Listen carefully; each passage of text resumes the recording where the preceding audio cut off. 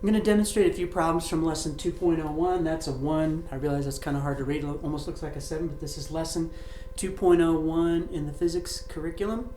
If you haven't watched the trig review video, you need to, because I reviewed the properties that I'm going to show you how to use in this video with some trig problems. I've also included the problems written out in a document in the course. You might want to pull those up so you can follow along. I don't have enough room in my little whiteboard to write out the problem, so I included those so you can look at it. But the first problem I'm going to demonstrate says Jane walked 5 meters on a road that inclines 13 degrees. So because I've done a lot of these, I know this is going to be a triangle. That's an angle of 13 degrees. So she's walking uphill on a road, and she walked 5 meters. So the road's going uphill. So the distance she walked is measured on this uphill incline. And then the question asks, how much distance did she cover horizontally? I'm going to go ahead and complete a triangle because I'm almost always working with triangles in this because it's two-dimensional motion. There's an X and a Y. By the way, this would be X or horizontal. The Y would be vertical. Sometimes it's stated horizontal. Well, it's always stated horizontally, vertically. Sometimes it's stated in X's and Y's. And so we're using the Cartesian coordinate system that we know about for orientation, and you always do in any science class, but particularly in physics. So inclines 13 degrees, she walks 5 meters up that road. How much distance did she cover horizontally? So I want to find this. So here's where I go to the trig ratios. I have sine, cosine, and tangent. Refer back to that video. I would have a copy of those written on a piece of paper that I just always have with me. So I need to decide which of the ratios to use. There's my theta, and I have the hypotenuse. I'm trying to find the adjacent, so if you refer back, that's the cosine ratio. So I'm going to use the cosine ratio. Cosine of theta, which I know is 13.0 degrees, equals unknown, so I can just call that an x. It is the x value of it, over 5.0. And then you just solve that using simple algebra, which probably you've done a million times. So multiply both sides by 5. 5 times cosine of 13.0 degrees equals x. Now you're going to use a calculator. Make sure your calculator is set in degrees. It may have been changed over to radians, RAD, DEG. All calculators are different, but it should be a little designation like somewhere in the top corner of your screen. Look for DEG. If you see RAD, then you need to figure out how to change that, because all of these, I believe, are stated in degrees, but you need to watch that in problem solving too. So if you calculate this, multiply by 5, you should get an answer of 4.87 meters. So not a difficult problem if you remember the trig ratios. If you don't remember them, or it's been a while, then yeah, that's it's an impossible problem without the trig ratios.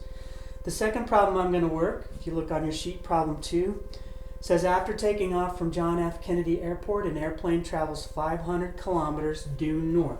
So I'm going to make a little, north, south, east, west symbol to show direction. And the plane travels 500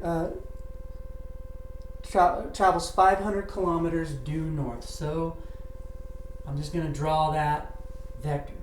500 kilometers due north. I know that's 500 kilometers. I may have written that on the wrong side. And then 700 kilometers west. So 700 kilometers west. So it flew due north and then due west, 700 kilometers. And the question asks, what is its total displacement? Well, here's a difference a key terminology thing in physics. There's a difference between distance and displacement. The total distance it flew was 1,200 kilometers. 500 plus 700. There's no discounting that fact. It flew 1,200 kilometers. But its displacement is its change from the origin. So I calculate that by creating this vector that connects the two. And that distance is actually the total distance that it's actually accomplished from the original point. So that's an important thing to know too. All this flying, it's really just that far away from the point of origination.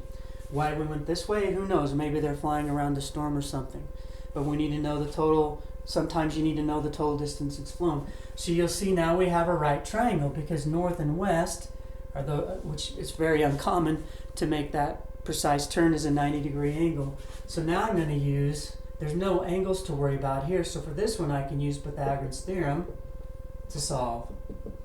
And I'm finding the hypotenuse, that's my right angle, so this would be the hypotenuse, or the C. So I know I have both sides, so it's 700 squared plus 500 squared equals C squared.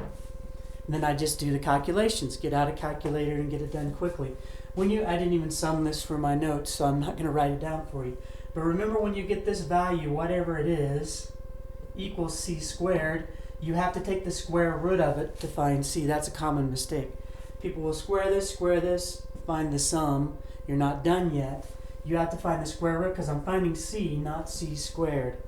And when you get this, you can just play with your calculator and make sure you're doing this calculation correctly. You should get 860 kilometers. Just one more from lesson 2.01 to demonstrate these properties. I'll leave that stuff up there in case I need it. It says Mary walks a certain distance up a road that climbs a hill. So this is going to be an incline problem. The vertical component of her displacement is 17.63 meters. So Mary's walking up a hill. So we're going to make a triangle. The vertical component of her displacement is 17.63 meters. And the horizontal component of her displacement is 100 meters. And in this case, what I want you to find is the angle of inclination. Now you have to find the angle. I'm glad we chose one of these because I want to show you, remind you of inverse functions on your calculator in order to find these angles. So this is the angle I need to find, so I need to figure out the trig ratio. This is not a Pythagoras theorem because it doesn't want to know the distance, it wants to know the angle. And when an angle is involved like that, we're going to have to go to the trig ratios. So which trig ratio are we going to use? I'm finding this angle, this is our theta. I know the opposite of that angle and I know the adjacent. Well, the tangent function is opposite over adjacent. So I'm going to use the tangent function. So tangent of theta, which at this point is unknown, is equal to 17.63 over 100. And now it's just time to get the calculator out. So 17.63 divided by 100, I did do that ahead of time. 17.63 divided by 100 is 0.1763. You could probably have done, most of you probably did that one in your head. But now we're stuck because we need to find theta. And and it's tied up within the tangent function. And there's a trick that you should have learned when you went through your Algebra 2 class, or maybe you did it earlier on. Maybe you did it as part of your geometry class. Doesn't really matter. But when the theta is tied up in the tangent, what you have to do is take the inverse tangent, because the way you plug it into the calculator, and I'm not going to go through the proof,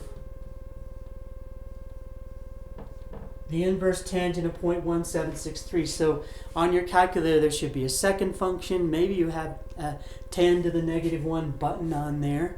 Even if you do, you probably have to hit the second function tangent to get to it, and then enter the angle. Some calculators you enter the decimal first and then hit the tangent function. Some calculators you do the inverse tangent function, then enter the decimal. Figure that out on your calculator. Use this as an opportunity to do that. Your answer should be 10 degrees when you finish. So that's the final answer.